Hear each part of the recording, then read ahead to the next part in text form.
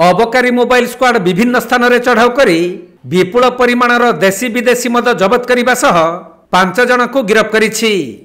तेबे बालेश्वर जिला बालियापाल थाना अंचल में देशी मदर बन्या बहुछि। एने बारंबार अभियोग होई आसुथबा बेले स्थानीय प्रशासन किंतु नीरव द्रष्टा साजिथिला। परे बालेश्वर अबकारी मोबाइल स्क्वाड बस्ता बालियापालर विभिन्न स्थान में चढ़ाऊ कर विपुल परिमाणर देशी विदेशी मद जबत करने सहित 3 जन महिला समेत 5 जन को गिरफ्त करिसेंती। अबकारी mobile team IIC Harihar Singh नेतृत्व में एही चढ़ाऊ करा जायथिला।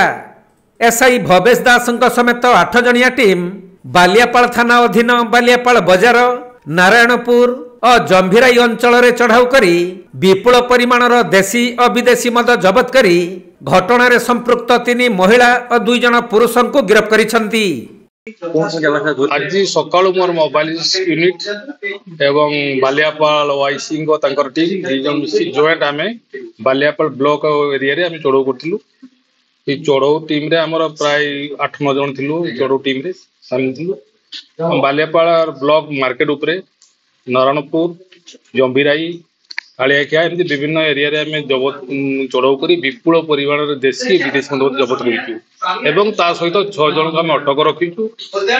अनुसंधान चली आम या अनुष्ठान सरला संध्या को अदालत हाजर एम ना विभिन्न जगह कंप्लेन थिला आगु आगु ना बोधे क्रिमिनाल एक्टिविटी अच्छी तापरे आमे एबे तुरंत तांको देई पदक्षेप नेउ अटैक करछु तांको देकरी आमे धरिछु। सर अनुमानिक केते टंकार मद हो जना? अनुमानिक प्राय 1 लाख 2 लाख टंकार मद होई समस्त सर पुरुष केते महिला केते? पुरुष 2 जन थी महिला 4 जन कटक रखा है।